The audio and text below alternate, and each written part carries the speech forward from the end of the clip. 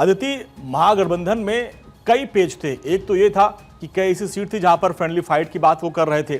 इसके अलावा CM face को लेके था, तो सीएम फेस वाला मामला तो क्लियर हो गया। और जो फ्रेंडली फाइट वाली सीट थी, 2 सीटों पर नामांकन वापस लिया गया, लेकिन अभी भी 9 सीटें ऐसी हैं जहां लोग आपस में ही भिड़ते जा रहे हैं। तो ऐसे में महागठबंधन में जो पेच है, क्या ऊपर ऊपर ही ऑल इज वेल है कि अंदर खाने भी घमासान चल रहा है? देखिए, सही मायने में तो दोनों ही गठबंधन में ऊपर ऊपर ही ऑल इज वेल है और अंदरूनी घमासान। बट क्या होता है कि जीवन में एक डिसिप्लिन होता है, वैसे पॉलिटिकल पार्टी में डिसिप्लिन है। एनडीए में डिसिप्लिन, ये बात अलग है कि लगातार ये चल रहा है कि नीतीश कुमार सीएम बनेंगे नहीं बनेंगे, अनाउंस क्यों नहीं हो रहा, क्योंकि नीतीश कुमार चाहते थे कि चुनाव से पहले अनाउंस हो जाए, लेकिन नहीं हो पाया। पर यहाँ पर कांग्रेस नहीं चाहती थी महागठबंधन में कि तेजस्वी को आगे किया जाए, लेकिन आखिरकार आज अशोक गहलोत ने कहा कि हम तेजस्वी को सपोर्ट करते हैं। ऐसा नहीं है कि कांग्रेस, देखिए चुनाव हो गया, नामांकन की तारीखें निकल गई, लेकिन उसके बाद आज 23 तारीख हो गई जब जाकर अनाउंसमेंट किया गया है गठबंधन का। तो आप इसको समझते हैं ढंग से। देखिए, सबसे पहली बात करते हैं महागठबंधन की। जाहिर तौर पे महागठबंधन में सब कुछ ठीक नहीं है।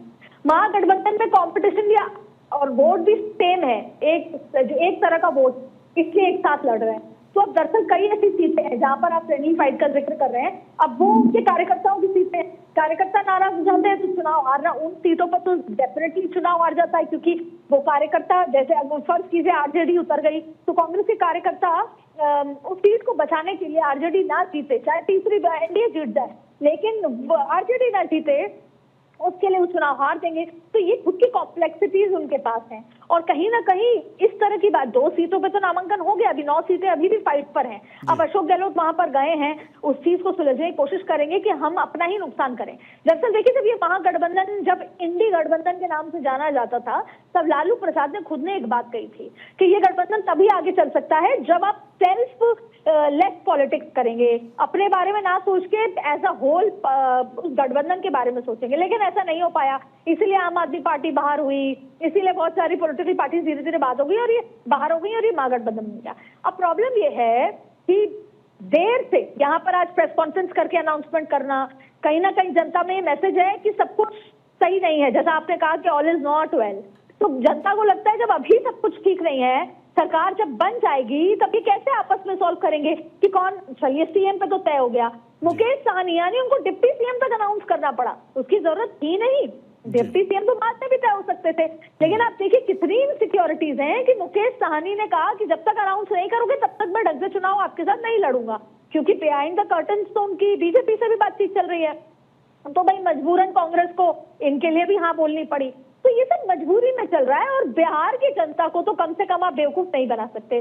बिहार की जनता को सब कुछ साफ नजर आता है। तो ऐसी स्थिति में महागठबंधन, दूसरी बड़ी बात है कि सरकारी नौकरियों की आप बात कर रहे हैं। तेजस्वी यादव कोई बिहार के बाहर से आए हुए तो व्यक्ति है नहीं, उनको पता है कि पलायन आज से नहीं 1990 से पहले से इशू चल रहा है। आज भी आपको वो अपने वोटरों के लिए पलायन वाले लोगों को बुलाना पड़ेगा, उनको ट्रेन की टिकट करा के देनी पड़ेगी और कहना पड़ेगा कि प्लीज हमें वोट कीजिए। तो जब पलायन सबसे बड़ा मुद्दा है तो आप नौकरियां कहां से देंगे, और नौकरियां हैं कहां जो देंगे। और दूसरी बात है, प्राइवेट नौकरियों का भी जिक्र करें, सरकारी हर घर में सरकारी नौकरी देंगे, क्या ये प्रैक्टिकली जमीन पे कागजों में भी संभव है? नहीं है, खुद जानते हैं। तो ये सारी बातें ऐसी हैं जिसको आप लंबे समय से बेचने की कोशिश कर रहे हैं, जो नहीं बिक पा रहा। और अब जनता को बेसिक चीजें चाहिए कि थोड़ी बहुत फैक्ट्री हो, हमारे बच्चे वापस बाहर आ जाएं, महिलाओं के खाते में जो पैसा आ रहा है, एक सामान्य लॉ एंड ऑर्डर भरपूर एक जीवन बीते, कोई भी घोटाले ना हो, लैंड फॉर जॉब्स ना हो, ये तमाम चीजें चाहिए। तो ऐसे में और इन सारी बातों को लेकर एनडीए जो है, आज आपने देखा कि रविशंकर प्रसाद की प्रेस वार्ता हुई, उन्होंने सीधा कहा कि भूलिएगा मत, ये वही आरजेडी है जिसने लैंड फॉर जॉब्स किया था, चारा घोटाला किया था।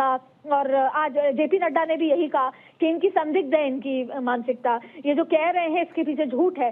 तो कहीं ना कहीं वो जो नैरेटिव जो आज मन से गढ़ा गया है, आज मन से तेजस्वी यादव ने कहा कि हम सेक्युलर हैं, हिंदू मुस्लिम के दंगे नहीं होंगे जी। हम आज की तारीख में जहां पर बिहार को डेवलपमेंट चाहिए, जहां पर बिहार को नौकरियां चाहिए, जहां पर बिहार को एक विकास की बात चाहिए, वहां पर अभी भी यही बातें हो रही हैं।